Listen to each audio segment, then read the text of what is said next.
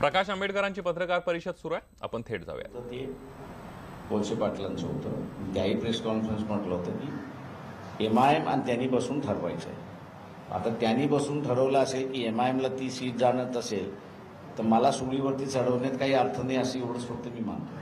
पण सर त्यांचं असं म्हणणं आहे की ते जेव्हा लालू प्रसाद यादवांची काँग्रेसच्या पाठिंब्याबद्दल चर्चा करत होते तेव्हा नेमकं तुम्ही ते सांगितले की काँग्रेससोबत आघाडी होऊ शकत नाही, त्यामुळे त्यांचा भ्रम निराश झाला. प्रश्न असा आहे की ते जनता दलामध्ये तर आम्ही वंचित बहुजन आघाडीमध्ये तेव्हा दोन वेगवेगळ्या पार्टी आहे. आमचा निर्णय आम्ही घेतो, त्यांच्या पार्टीचा निर्णय ते घेतात.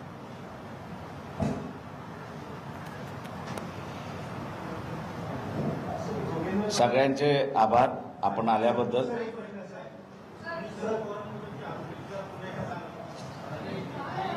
झालं, तीनदा झालं ना. मराठीमध्ये सांगितलं ना मी. कोणाकडून तरी घ्या ना तुम्ही.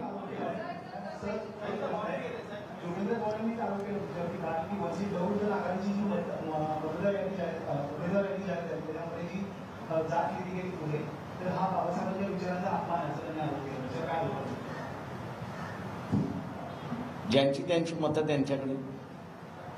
सर, ईशान्य मुंबईमध्ये संभाजी काशी उमेदवार होते आपले, त्यांना बदलावं लागलं, त्याचे काय कारण? पक्षाने योग्य निर्णय घेतला एवढंच फक्त म्हणेन. त्यांनी असणारी काही माहिती दडवली होती असं मी म्हणेन.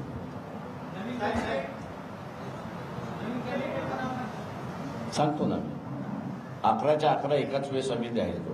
पण सर, एखाद्या उमेदवाराला गुन्हेगारी पार्श्वभूमी असताना तो उमेदवार लिस्टमध्ये येतो, त्याच्यामध्ये नक्की कुठे चूक असं तुम्हाला वाटतंय?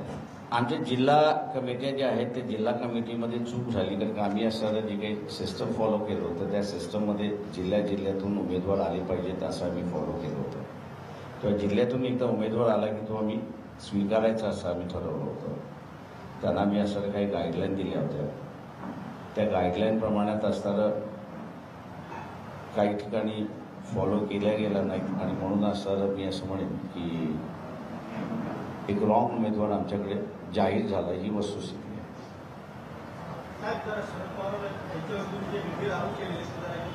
तर मी आरोप कोणावरती केलेले नाहीत.